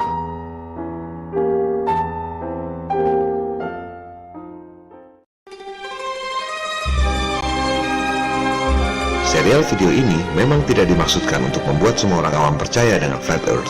Tujuan utamanya adalah membongkar kebohongan sistem yang zalim yang merampok masa depan anak cucu Anda tanpa Anda sadari. Mereka bisa melakukan itu selama ratusan tahun karena ketidakpedulian kita semua. Sama seperti soal bumi, kita selalu merasa sudah tahu, padahal sebenarnya hanya sedikit yang kita ketahui. Begitu pula soal uang. Semua orang pasti merasa sudah tahu uang dolar. Tapi, tahukah Anda bahwa ada dua jenis duit dolar? Yang satu capnya warna hijau, yang satu lagi capnya warna merah. Tahukah Anda apa bedanya? Coba perhatikan dolar bercap hijau ini. Tulisannya Federal Reserve Note. Setiap dolar yang dicetak adalah utang plus bunga pada bank sentral swasta Federal Reserve. Itulah yang membuat utang Amerika 13 kali lebih besar dari jumlah dolar yang beredar. Lantas, bagaimana bayar bunganya? Dari pajak. Anda kerja keras cari uang, bayar pajak untuk bayar bunga pada bankir yang kaya raya. Inilah penjajahan gaya baru. Dolar dengan cap warna merah ini tulisannya United States Note. Itulah uang yang diterbitkan oleh pemerintah. Tak ada utangnya, tak perlu bayar bunga. Dolar yang diterbitkan oleh pemerintah ini adalah uang yang sesungguhnya, di backup dengan emas. Tapi dolar merah ini tak boleh dicetak lagi, karena yang punya hak monopoli nyetak duit adalah bank sentral swasta. Pemerintahan Amerika yang terakhir kali nyetak duit dolar merah adalah Presiden Kennedy. Lewat Kepres alias Executive Order nomor 11110, ia mencetak lembaran dolar merah pada bulan Juli 1963. Ini contohnya, dolar merah yang dicetak oleh Presiden Kennedy tahun 1963. 5 bulan kemudian, November 1963, kita semua tahu apa yang terjadi. Presiden Kennedy ditembak secara tragis.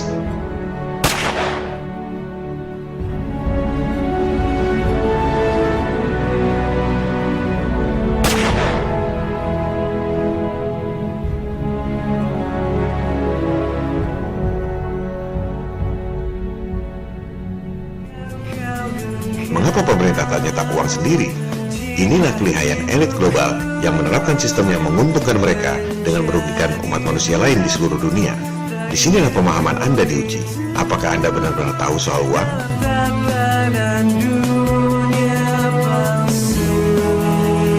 Sama seperti flat earth, rasanya Anda sudah tahu tentang bumi. Padahal, pengetahuan Anda selama ini adalah apa yang didiktekan oleh elit global melalui pelajaran-pelajaran sekolah.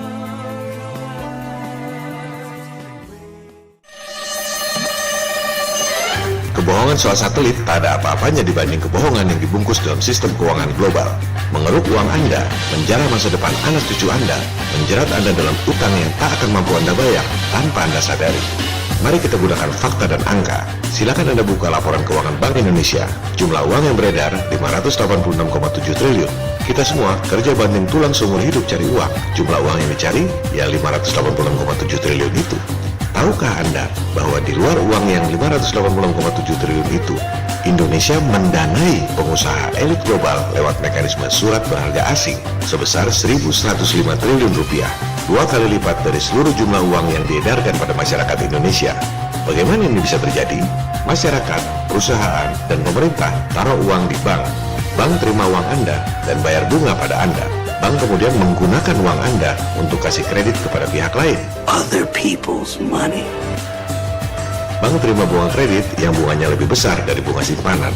Bank hidup dari selisih bunga tersebut. Di samping salurkan kredit, bank juga menyimpan uang di bank sentral. Sehingga dana masyarakat, perusahaan, dan pemerintah sebagian disimpan di bank sentral. Pemerintah bahkan bisa taruh uang langsung di bank sentral.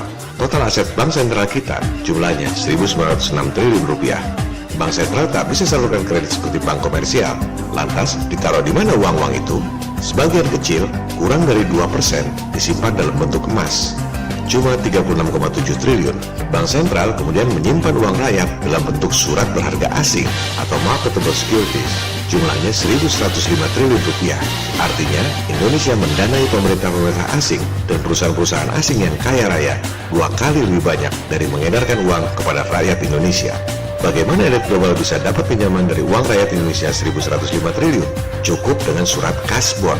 Saya terbitkan surat bond 1 triliun rupiah misalnya. Surat itu dibeli oleh BI dengan uang rakyat. Saya dapat duit 1 triliun tanpa jaminan. Bayangkan, Anda perlu kredit dari bank aja susahnya bukan main. Kalau Anda lalai, Anda diuber-uber debt collector. Mereka jual utang, utangnya dibeli oleh bank dengan uang simpanan Anda. The name's Bond.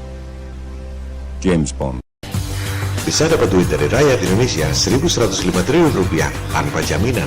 Kenapa? Karena mereka adalah elit, dianggap memenuhi syarat. Bikin surat bond tanpa jaminan aja semua bank sentral mau beli.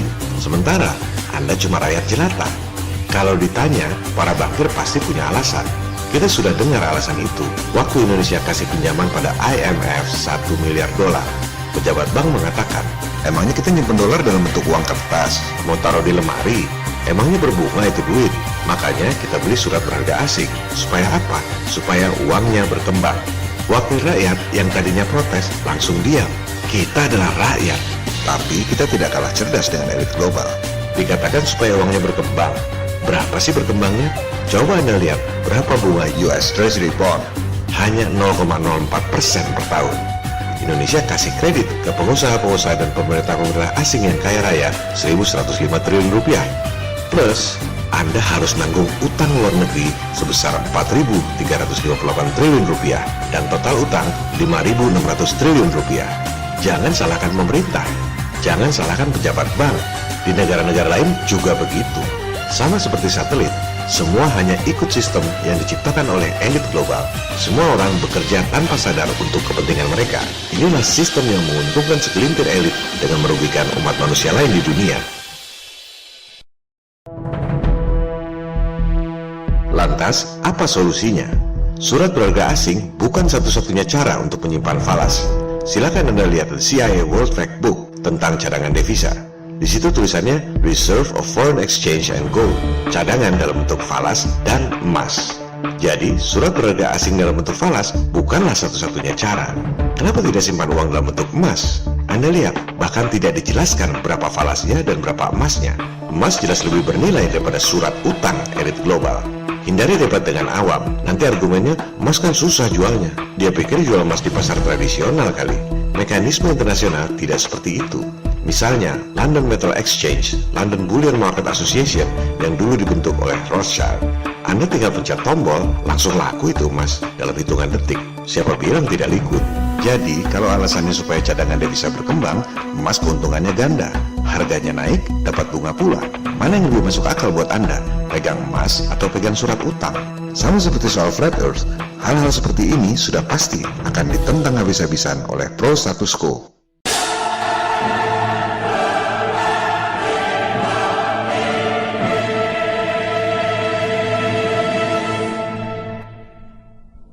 Salah satu pentolan elit global adalah David Rockefeller yang memulai istilah globalisasi dengan menjajah Indonesia secara ekonomi sejak tahun 1967 seperti yang dipaparkan oleh John Pilger dan Profesor Jeffrey Winters pada episode 8. Sekarang, mari kita dengar apa tanggapan David Rockefeller tentang tudingan bahwa keluarga mereka adalah elit global yang merugikan umat manusia lain di dunia. Lewat bukunya Memoirs tahun 2002, David Rockefeller menulis, selama lebih dari 1 abad, para ekstremis idealis di berbagai spektrum politik telah memaksa lewat berbagai insiden terkenal untuk menyerang keluarga Rockefeller dengan tuduhan bahwa kami memiliki peran yang sangat kuat untuk mempengaruhi institusi politik dan ekonomi Amerika. Sebagian bahkan percaya bahwa kami adalah kelompok rahasia atau secret society yang bekerja bertentangan dengan kepentingan nasional Amerika Serikat, menuduh keluarga kami sebagai internasionalis alias elit global dan berkonspirasi dengan pihak-pihak lain di seluruh dunia untuk membentuk struktur politik dan ekonomi global yang lebih terintegrasi. One World, istilah Anda, maksudnya One World Government alias New World Order. Perhatikan, pemilihan kata yang sangat piawai dari seorang intelektual sekelas Rockefeller. Dalam satu alinea, dia menyebut 3 hal penting sekaligus. Kelompok rahasia secret society, konspirasi, dan One World Government alias New World Order. Apa jawaban dia? Dengan sangat percaya diri, David Rockefeller mengatakan, jika itu tuduhannya, saya mengaku salah dan saya bangga dengan itu. Dengan kata lain, Rockefeller berkata, saya memang iblis, terus lo mau apa?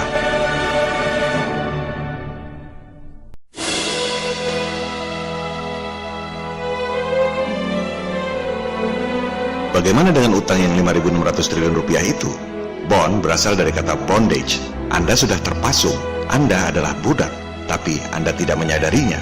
Ketidakpedulian kita membuat anak cucu kita terjerat dalam utang yang semakin dalam. Apakah Anda peduli? Anda tak bisa minta pengampunan utang. Negara tak bisa kabur. Satu-satunya cara adalah dengan meruntuhkan kredibilitas mereka. People power. Jumlah kita banyak, jumlah mereka sedikit. Kita adalah rakyat. Tapi kita tak kalah cerdas dengan elit global. Satu skandal Watergate sudah cukup untuk membuat Presiden Nixon lengser. Ini ada skandal bisnis angkasa luar dan satelit, triliunan dolar selama puluhan tahun. Kalau ini dibongkar, sudah pasti kredibilitas elit global akan runtuh ke jurang yang paling dalam. Gulirkan gugatan people power. Mereka selama ini membohongi kita soal bentuk bumi dan angkasa luar. Cara membuktikannya bukan dengan memperdebatkan foto-foto dan video-video seperti yang banyak terjadi pada perdebatan awam di medsos. Metode saintifik adalah pembuktian lewat pengukuran dan eksperimen. Jangan buang waktu berdebat soal foto dan video. Ada ratusan informasi yang disampaikan pada serial video ini. Semua itu khusus bagi yang merasa bahwa mungkin ada kebohongan yang diterapkan dalam sistem lewat buku-buku pelajaran dan media-media. Sama seperti kebohongan yang membuat Anda kasih utang elit global 2 kali lipat dari jumlah rupiah yang beredar dan Anda sama sekali tidak menyadarinya. Bagi yang bersikap ignorance, merasa bahwa apa yang diajarkan oleh sistem selama ini adalah yang paling benar, kembalikan pada 3 gugatan people power. Jadi, metodenya bukan dengan membuktikan bumi ini datar, tapi membuktikan bahwa teori bumi bola mengelilingi matahari adalah bohong, program angkasa luar adalah bohong, dan biaya telekomunikasi mahal adalah bisnis scam. Masyarakat yang bermoral tak akan membiarkan penipuan bisnis triliun dolar. Sama seperti kebohongan sistem pendidikan yang mengajarkan bahwa surat utang perusahaan elit dianggap lebih bernilai dari emas. Yang penting, kebohongannya dulu dipahami dan runtuhkan dulu sistem yang zolim.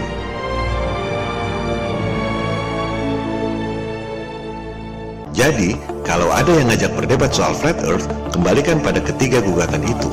Anda tahu apa tidak cara menghitung diameter bulan? Tahu apa tidak cara menghitung jarak dan kecepatan bulan dan matahari? Perhitungan yang dibuat sendiri-sendiri itu, jika digabung, terbukti nggak nyambung.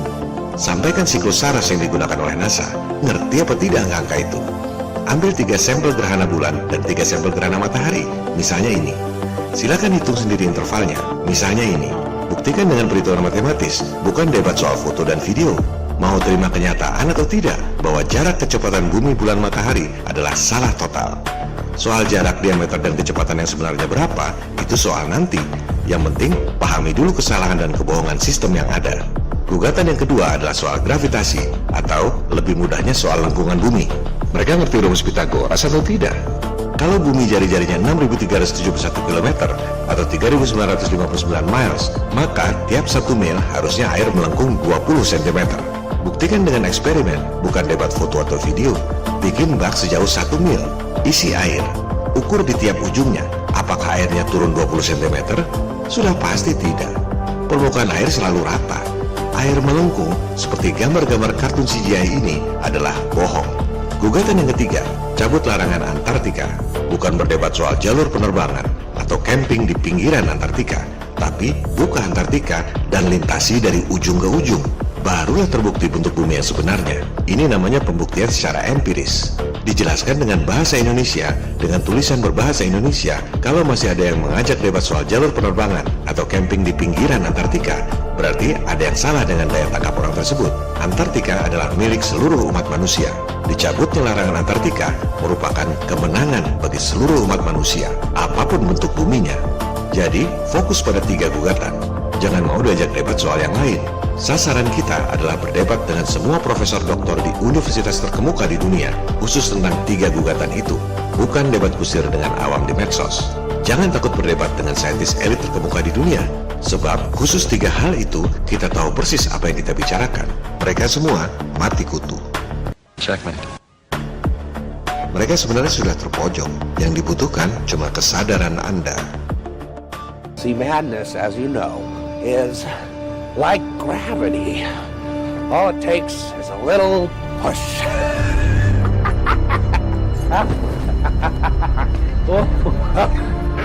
Mari kita belajar dari fenomena di Jakarta baru-baru ini. Aksi damai 2 Desember 2016, People Power. Ada jutaan massa membludak di sepanjang jalan ke Monas. Taruhlah 5 juta orang. Berapa persen dari seluruh umat Islam di Indonesia? Tak sampai 1%. Tapi dampak dari 1% people power itu sangat dahsyat. Pelajaran lainnya adalah, apakah massa yang jumlahnya 1% itu berdebat dulu dengan 99% penduduk lainnya soal perlu atau tidak pergi ke Monas? Apakah mereka harus meyakinkan dulu 99% penduduk Indonesia lainnya agar semua sepakat dengan aksi mereka pergi ke Monas? Tentu saja tidak. Yang nggak setuju ya nggak setuju aja. Tak perlu diajak dan tak perlu diladeni. Dari situ, bola akan terus bergulir. Kebohongan akan terbongkar, dan sistem yang zalim akan runtuh. Jika Tuhan menghendaki, segala hal bisa terjadi. Jangan pikirkan hasilnya bagaimana, berhasil atau tidak. Yang penting, kita sudah berbuat semaksimal mungkin. Itulah bagian dari pertanggungjawaban hidup kita terhadap Tuhan yang menciptakan kita.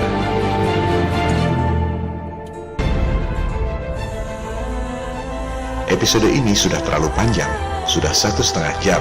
Masih banyak yang belum sempat dibahas. Terpaksa berlanjut pada episode 12. Kita akan lanjutkan pembahasan realitas flat earth yang mind-blowing.